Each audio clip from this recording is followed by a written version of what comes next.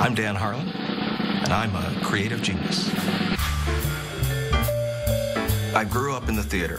What I didn't know at the time was that my mom had been a magician's assistant before I was born. She had performed some amazing magic for us as kids, but I really didn't know where her magic came from.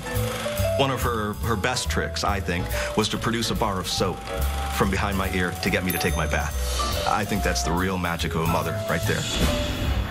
Tonight I'll be performing one of my inventions. It's the most popular card trick of the modern age. I wouldn't be surprised at all if Penn and Teller already know how this trick is done, but I've got a twist for them.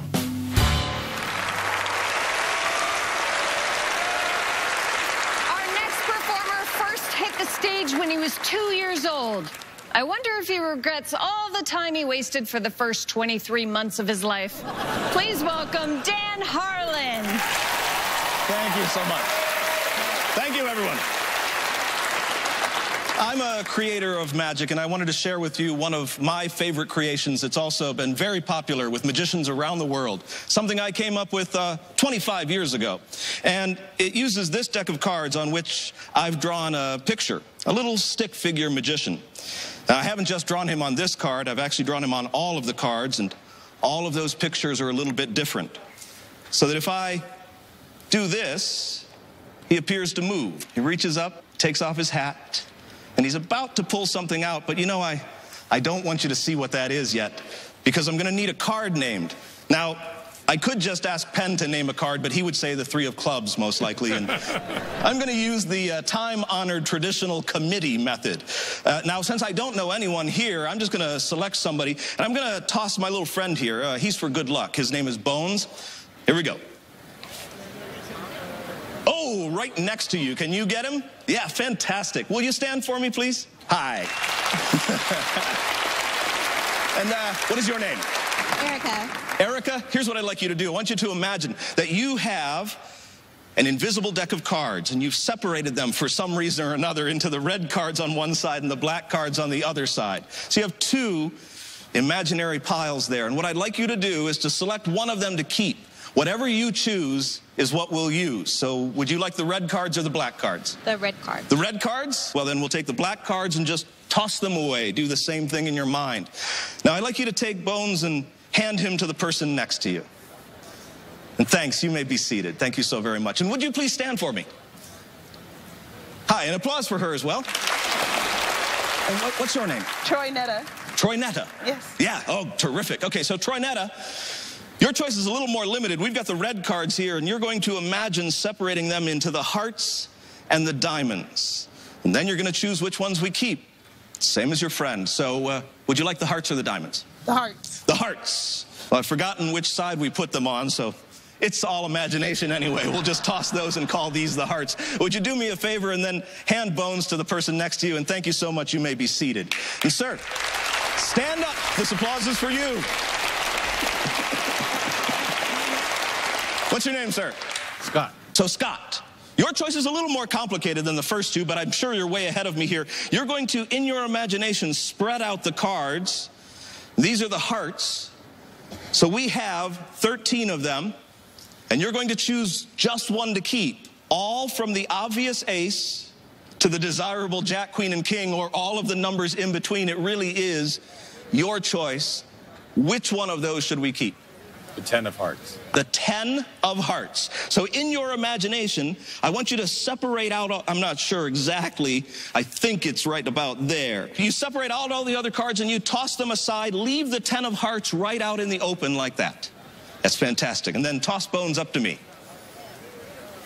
Not bad. Oh, almost.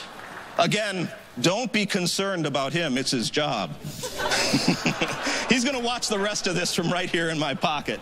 Now, if I remember correctly, you've all decided on the 10 of hearts, yes? And you won't be surprised that there is, in fact, a 10 of hearts in this deck. And so I'm going to replace your imagination with something very, very real. An actual card, the 10 of hearts, so that we don't forget which one you've chosen. And now, let's see the magician perform. He reaches up. He takes off his hat. He reaches inside. Now, most people expect him to pull out a rabbit. And those do look like ears, but they're not. Those are the corners of a folded card. When he pulls it out all the way, it unfolds, and he takes a look at it. And he looks pretty happy, because when he turns it over, it is the 10 of hearts. The very same one. Wow, Dan Harlan, everyone! Wow. Hi, Allison. That was fantastic. Well, thanks. Thanks very much. And I love your drawings. Thanks, yeah. I'm a big fan of stick figure drawings. Oh, yeah, me too, obviously, right? So you invent magic tricks. Sure do. Yep. And then they sell like hotcakes. Well, many of them do. You know, the way it is with inventions, some sell better than others. You just got to keep at it until you come up with something good. But you have, if I'm not mistaken, the magic trick that sold the most out of any magic tricks? That would be this one right here. That's so cool. And then you decided to bring it on to fool Penn and Teller? Sure, you know.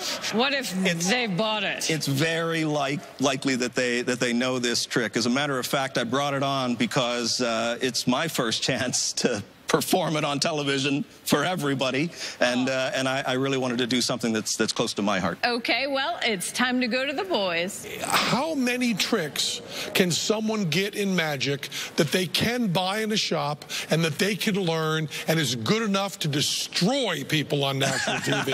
Absolutely destroy them. Every magic trick I see, I get sick to death of. I've seen this thing probably 100 times. I love it every time, but I've never seen the creator do it. Yeah. Fabulous, wonderful, just wonderful. Thank you so much. Thank you. Thanks. Well, you didn't fake us out with the reach under the table either. Go ahead. No, I didn't, right? It's a perfect use of a deck of cards. And I also love the little inside thing that in gambling parlance, to look for marked cards, you flip through them and it's called going to the movies. Yeah. And I love the fact that you made that real. Yeah. Now, I do have to say one thing though, and you may not like this, but because of what you've said, I absolutely have to say it. This deck of cards, I drew it especially for this show. And there isn't anything unusual about the cards at all. As a matter of fact, these cards, all of them, just have the drawings that reveal just the 10 of hearts and only the 10 of hearts, and it worked. What?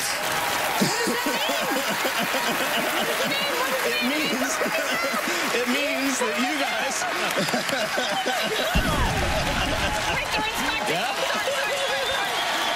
May I pick them up? And for your very own, you may keep them. I don't know how you'll divide them. That's amazing. Beautifully done at every level. Just perfect. Thank you. Oh, so nice. So nice. That is so incredible. Cool. Thanks, everybody. So fast. Thanks again, man.